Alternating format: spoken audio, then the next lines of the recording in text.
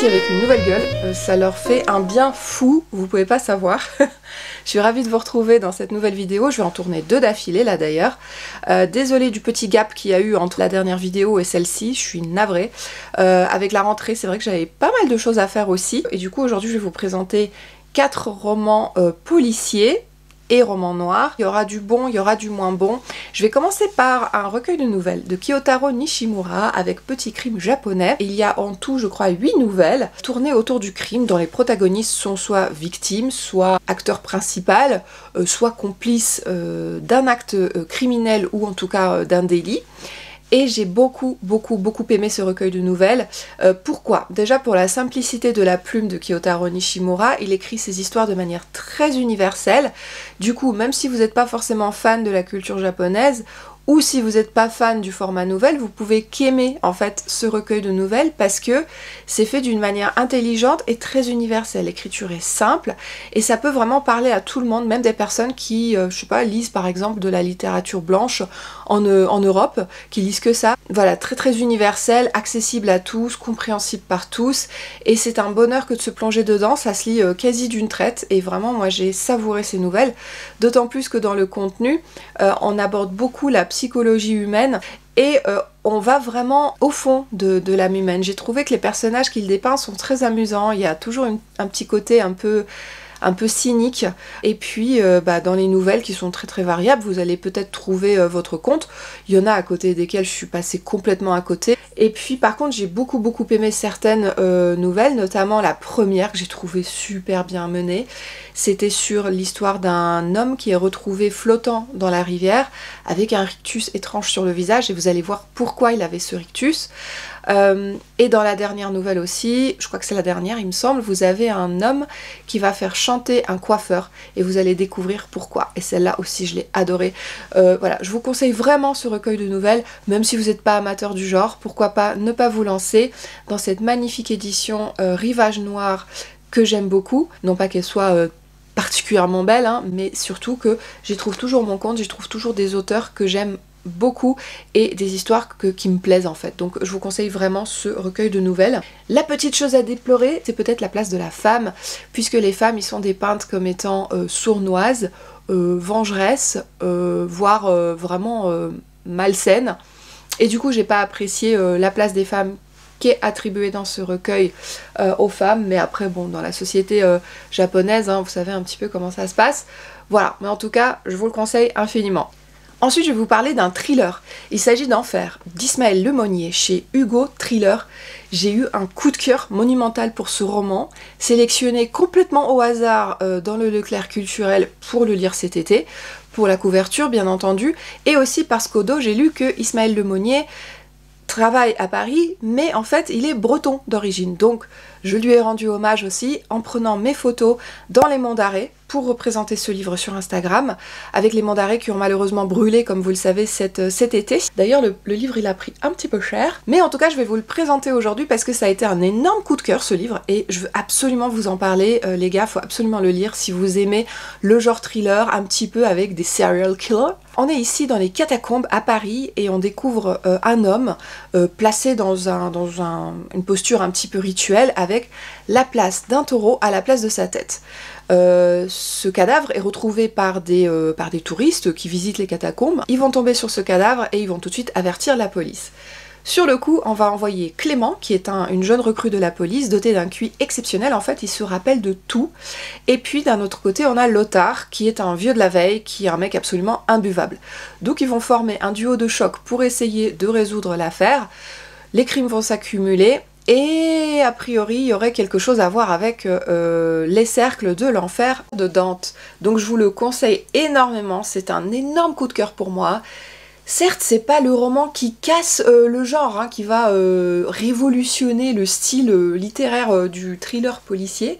Par contre, c'est pas un livre que vous allez oublier en 24 heures, c'est un livre intelligent, c'est un thriller palpitant, c'est une écriture délicieuse, c'est un bonbon. J'ai l'impression qu'Ismaël Lemonnier, à chaque page, il s'est mis à la place du lecteur, il s'est dit ah voilà, là le lecteur il va prendre son pied, il va juste s'installer avec son petit chocolat chaud, il va lire mon bouquin, il va flipper. Merci Ismaël Lemonnier pour cet altruisme que tu as eu dans ton écriture, pour cette gentillesse, cet amour en fait, on sent qu'il écrit avec amour. Et puis pour moi c'est un coup de cœur, voilà, moi j'ai eu la réception, j'étais mais subjuguée par ce livre, vraiment j'ai eu un énorme coup de cœur. Alors c'est pas une fin genre super énorme, style ah mais en fait c'était une femme, t'as pas remarqué? Voilà, non pas du tout, c'est une fin qui est intelligente, posée, non mais merci quoi, merci, un thriller comme j'aimerais en lire, pas tous les jours en fait, parce que justement c'est l'exception et j'ai surkiffé ce roman, mais lisez-le, notamment pour le Black November, voilà, achetez Ismaël Lemonnier chez Hugo, thriller, c'est une tuerie, et alors vraiment, j'espère que Clément ce sera un personnage récurrent parce que j'ai adoré ce mec là. Allez, pour la suite, je vais pas être aussi enthousiaste, hein, et pour cause, là on est avec un de mes auteurs chouchous quand même, Franck Tillier. J'ai lu le manuscrit inachevé avec Jérôme et Isabelle, je vais vous mettre leurs comptes respectifs ici. Alors, contrairement à mes deux comparses qui l'ont plutôt bien aimé, voire beaucoup aimé, moi j'ai pas du tout aimé le manuscrit inachevé. Je suis toujours dans la nostalgie de mes premiers Franck Tillier. Où sont mes premiers Franck Tillier avec Train d'enfer pour Ange Rouge, Deuil de miel, La chambre des morts? Ils sont où ces livres-là? Vraiment là, l'écriture, on n'est pas du tout au niveau, on est au ras des pâquerettes. L'histoire, ah bah je vais vous en parler de l'histoire. Déjà, si vous y comprenez quelque chose dans le pitch, c'est hyper décousu en fait. Donc vous avez une femme écrivain qui vit au nord de la France, non loin des dunes, dans un cadre idyllique. Elle écrit sous pseudo, notamment un livre qui va s'appeler Le manuscrit inachevé. À côté de ça, elle est divorcée parce que elle a très mal vécu la disparition de sa fille Sarah, son adolescente Sarah, et son mari récemment s'est fait agresser. Pendant ce temps, à Grenoble, une voiture est interpellée, je crois qu'elle finit dans un fossé, et à son bord, un cadavre dans le coffre, amputé de ses deux mains. Donc, l'affaire, bien sûr, va être ouverte. Y a-t-il un lien avec la disparue, Sarah?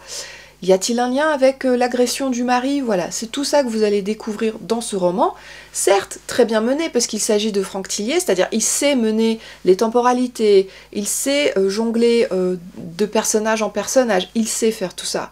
Mais je trouve qu'il a pris certaines facilités, notamment sur cette fin. Mais qu'est-ce que c'est que cette fin? Bien sûr, ça appelle une suite, hein. Je veux dire, là, c'est une trilogie, hein. Si vous pensez le lire en one-shot, c'est niette, hein. Et en plus de ça, il y a beaucoup d'incohérences. Moi, j'ai levé les yeux au ciel, mais plein de fois. J'avais donné des exemples à mes deux zouzous, là. Mais vraiment, mais je suis pas du tout... je suis rentrée dedans, parce que ça se lit tout seul. Franck Tillier, ça se lit tout seul. Mais je suis un peu dégoûtée quand même de cette lecture. J'ai trouvé que ça partait dans tous les sens. Il n'y avait pas vraiment de cette atmosphère glauquissime. Il n'y avait pas tout ça. Et je le regrette un petit peu. Vraiment, je suis la première désolée à vous dire ça. Pour moi, le manuscrit inachevé, ça n'aura pas été la lecture du siècle. N'hésitez pas à regarder sur mon compte Instagram. J'avais fait un post sur sur Belle-Île-en-Mer, je crois, où j'avais fait des jolies photos. Donc n'hésitez pas à aller voir aussi ma chronique, parce que elle est criante de ce que je pense en fait. Alors cette fin, Franck Tillier, non. C'est non. C'est non. C'est non. Allez, la dernière lecture, on est dans un roman plutôt noir. On est inspiré de la disparition du phare d'Eilean Mor au large de la côte de Cornouailles, avec 3 gardiens de phare qui étaient donc à l'intérieur. Alors, je ne vais pas vous en dire plus sur cette disparition, si ce n'est que c'est une affaire qui a réellement existé et qui s'est passée en 1900. On est au large des côtes d'Écosse. Par contre ici, l'autrice Emma Stonex, donc chez Stock, dans Les Gardiens du phare, s'est inspirée du mythe d'Eilean Mor pour recréer un mythe autour du phare de Maiden Rock, lui situé un petit peu plus au sud, et avec aussi la disparition de 3 gardiens de phare en 1972. On ne sait pas du tout ce qu'ils sont devenus, il n'y a pas de traces de sang à l'intérieur du phare, les portes sont verrouillées de l'intérieur. Par contre, je vous donnerai pas plus d'indices, parce que je veux vraiment que vous lisiez ce livre. Il y a vraiment des similitudes avec la véritable histoire du phare d'Eilean Mor, dont on a d'ailleurs parlé sur Twitch avec Ghost House, c'était un live magnifique. Allez voir le replay sur Twitch. Donc effectivement, il y a des similitudes avec la disparition des 3 gardiens du phare d'Eilean Mor en 1900, sauf que là on est sur une double temporalité. En 1972, la disparition des gardiens du phare de Maiden Rock, et 1992 où justement on va un petit peu reparler, déterrer les fantômes, j'ai envie de vous dire, avec notamment les épouses, les veuves de ces gardiens de phare qui vont parler à un écrivain.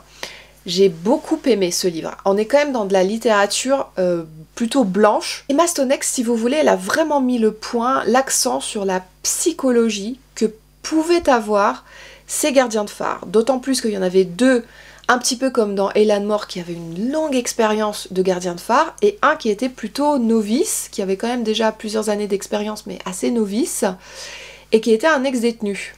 Donc forcément, ça nourrit tous les mythes. Est-ce qu'ils se sont fait enlever par des extraterrestres? Est-ce que c'est une vague qui les a emportés? Est-ce que tout simplement ils se sont fait la voile? Ils ont été ramassés par un bateau et puis ciao, à la revoyure? Est-ce que ils ont été enlevés par le Kraken? Voilà, il y a plein de mythes autour du phare d'Eilean Mor. Forcément, c'est une histoire super creepy. C'est une histoire à raconter en fait au coin du feu, la nuit, pour faire peur aux enfants, mais c'est absolument génial, parce que là, Emma Stonex, elle a, avec cette écriture très précise en fait, elle va vraiment au fond des choses, au fond de la psychologie des personnages, notamment les veuves, tout ce qui peut passer par la tête des personnes qui restent à terre, tout ce qui peut passer par la tête des gardiens de phare qui restent quand même enfermés là-dedans pendant des mois avant d'avoir une relève. C'est lors de cette relève qu'a été signalée en fait la disparition des gardiens de phare, contrairement à Eilean Mor où je crois que ça a été un bateau qui est parti alerter les autorités parce que le phare il faisait pas son job. Et vraiment ça a été une magnifique lecture, je ne m'attendais pas à ça. Vraiment cette succession de temporalité, c'est fluide, on est avec des histoires aussi, ce qui se passe à terre un petit peu, il y a, voilà, je vous le cache pas, il y a des histoires de tromperie, etc. Bref, c'est hyper intéressant, jusqu'au bout vous avez envie de savoir la fin, et alors la fin est juste magnifique. J'ai adoré la plume de Emma Stonex, c'est un livre qui a recueilli aussi énormément de prix, et je vous le conseille à 10 000 % si vous êtes plutôt amateur des plumes blanches, si vous avez envie de vous plonger dans un mythe qui à ce jour n'a toujours pas été résolu, et si vous voulez aussi découvrir une très jolie plume, excellemment bien traduite, néanmoins très moderne, très précise, très incisive, et ben franchement allez-y, foncez. Emma Stonex, Les Gardiens du phare, moi j'ai beaucoup aimé cette lecture. Voilà, c'en est tout pour cette vidéo, je suis vraiment ravie d'avoir encore des restes pour vous en parler, et dites-moi ce que vous en pensez, si ces lectures vous donnent envie. Moi vraiment, à part peut-être le Franck Tillier, mais bon, si vous êtes amateur du genre, allez-y, hein. Moi je vous conseille vraiment ces lectures, ça a été de très bonnes lectures, voire des coups de cœur. Allez, je vous fais des gros bisous, n'hésitez pas à commenter, vous abonner, merci aux nouveaux abonnés d'être là, je vous ai vu, et je vous fais à tous d'énormes bisous, et puis retrouvez-moi sur Instagram bien sûr pour des chroniques écrites de tous ces livres. À bientôt, ciao!